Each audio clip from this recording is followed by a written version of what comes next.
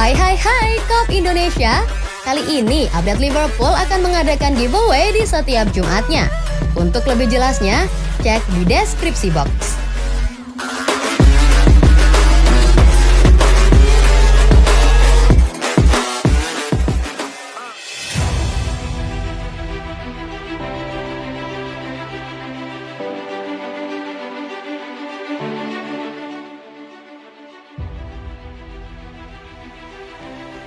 Rashford bersinar, Inggris ke-16 besar. Inggris berhasil menaklukkan Wales dengan skor 3-0 dan melaju ke-16 besar Piala Dunia 2022.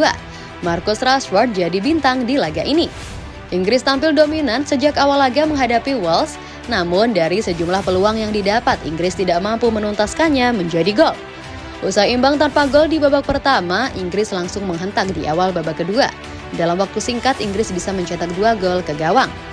Gol pertama Inggris dicetak oleh Marcus Rashford di menit ke-50. Rashford mencetak gol melalui tendangan bebas. Tendangan keras yang dilepaskan Rashford tidak bisa dibendung oleh kiper Wales, Danny Ward. 2 menit setelah gol pertama, Inggris mencetak gol tambahan lewat Phil Foden. Gol ini tak lepas dari kesalahan lini belakang Wales. Pressing ketat yang dilakukan Rashford membuat lini belakang Wales kehilangan bola. Harry Kane mendapat bola dan mengirimkan umpan silang ke muka gawang. Phil Foden berada di posisi yang tepat untuk menyambut umpan tersebut. Foden pun tanpa kesulitan berarti menceploskan bola ke dalam gawang. Setelah unggul 2-0, Gareth Southgate memutuskan melakukan sejumlah pergantian pemain. Callum Wilson, Trent Alexander-Arnold, dan Kieran Trippier dimasukkan ke lapangan. Di menit ke-68, Rashford sukses mencetak gol keduanya di laga tersebut. Mendapat bola di sisi kiri pertahanan Wales, Rashford berlari kencang menyongsong bola. Rashford langsung melakukan tusukan ke kotak penalti, melakukan gerak tipu, dan melepaskan tembakan keras yang tidak bisa dibendung oleh Danny Ward. Sebelum ditarik keluar di menit ke-75, Rashford sempat punya kesempatan emas untuk menorehkan hat-trick. Tetapi peluang Rashford gagal menjadi gol karena Ward bisa bereaksi dengan baik membendung tembakan tersebut. Pemain-pemain Inggris terus berusaha mencari gol tambahan, namun hingga laga usai, skor 3-0 tetap bertahan.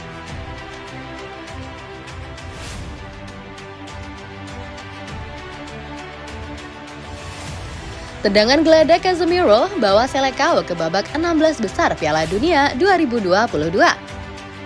Timnas Brazil menang tipis 1-0 atas Timnas Swiss pada laga matchday 2 Grup G Piala Dunia 2022 yang rampung Selasa 29 November 2022 dini hari waktu Indonesia Barat di Stadion 974 Qatar. Gol tunggal sekaligus gol kemenangan Selecao dicetak gelandang Casemiro.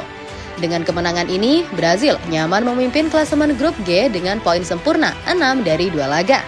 Selecao pun jadi tim kedua setelah Prancis yang memastikan diri lolos ke babak 16 besar Piala Dunia 2022. Sementara itu, Swiss saat ini ada di posisi kedua dengan poin 3.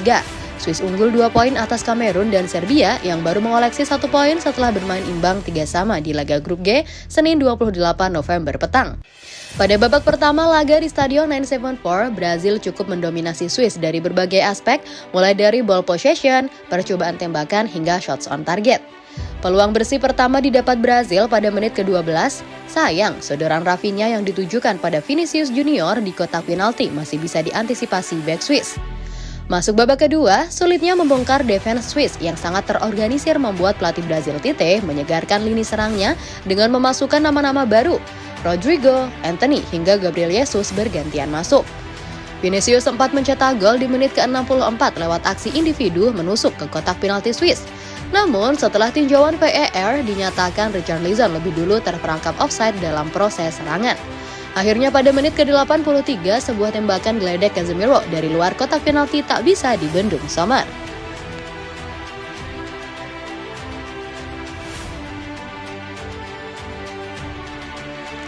Marco van Basten kritik penampilan Van Dijk di Piala Dunia. Virgil van Dijk dikritik oleh Marco van Basten atas penampilannya saat Belanda bermain imbang 1-1 dengan Ekuador yang diakuinya memicu dirinya. Van Dijk menjadi kapten negaranya di turnamen besar pertamanya di Piala Dunia, tetapi itu bukanlah awal yang komprehensif seperti yang dia harapkan. Setelah kemenangan 2-0 atas Senegal diikuti oleh bentrokan dengan Ekuador yang membuat Belanda kesulitan setelah gol awal Cody Gakpo yang disamakan oleh Enner Valencia. Pemain nomor 4 Liverpool tampaknya mundur dan membiarkan Valencia melakukan tembakan bebas ke gawang untuk menyamakan kedudukan pada menit ke-49. Dan setelah hasil imbang tersebut, dia dikritik keras oleh Marco van Basten. Legenda Belanda berpendapat bahwa Van Dijk hanya menunggu daripada menutup Valencia, menambahkan bahwa dia sebenarnya yang terbaik tetapi paling tidak dalam hal inisiatif. Sebenarnya ini adalah kritik yang familiar terhadap pendekatan pemain berusia 31 tahun itu sejak kembali dari cedera jangka panjang, dengan sejumlah pendukung Liverpool percaya bahwa ia telah melangkah dengan intensitas.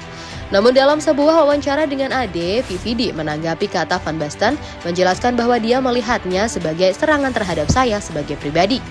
Rasanya seperti serangan terhadap saya sebagai pribadi terhadap peran saya sebagai seorang pemimpin, katanya. Saya pikir pada saat seperti itu, tidak lama setelah pertandingan, ya itu hanya memicu saya hanya manusia, ujarnya.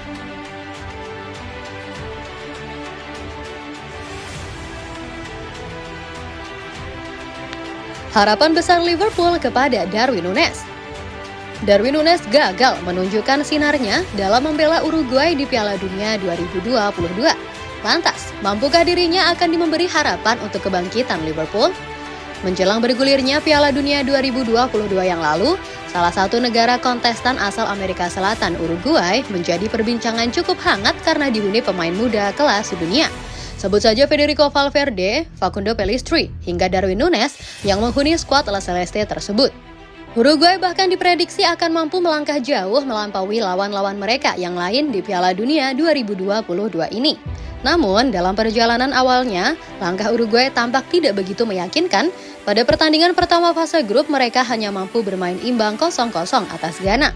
Kemudian pada pertandingan kedua, skuad asuhan Diego Alonso juga kembali mengalami nasib yang kurang begitu apik. La Celeste harus kalah atas Portugal dengan 2 gol tanpa balas yang dihasilkan melalui kaki pemain Man United, Bruno Fernandes. Tumpulnya lini serang Uruguay dikabarkan menjadi salah satu penyebab La Celeste belum mampu memetik hasil maksimal hingga saat ini. Darwin Núñez yang digadang-gadang akan mampu untuk menjadi pemecah kebuntuan di lini serang Uruguay justru beberapa kali tampil melempem. Penampilan yang ditunjukkan Darwin Núñez bersama timnas Uruguay sejatinya telah membuat beberapa pecinta sepak bola terkhusus penggemar Liverpool ragu atas dirinya. Turun dalam 2 pertandingan yang telah dijalani oleh La Celeste jalani di Piala Dunia 2022, Darwin Núñez terlihat tidak begitu meyakinkan di lini depan.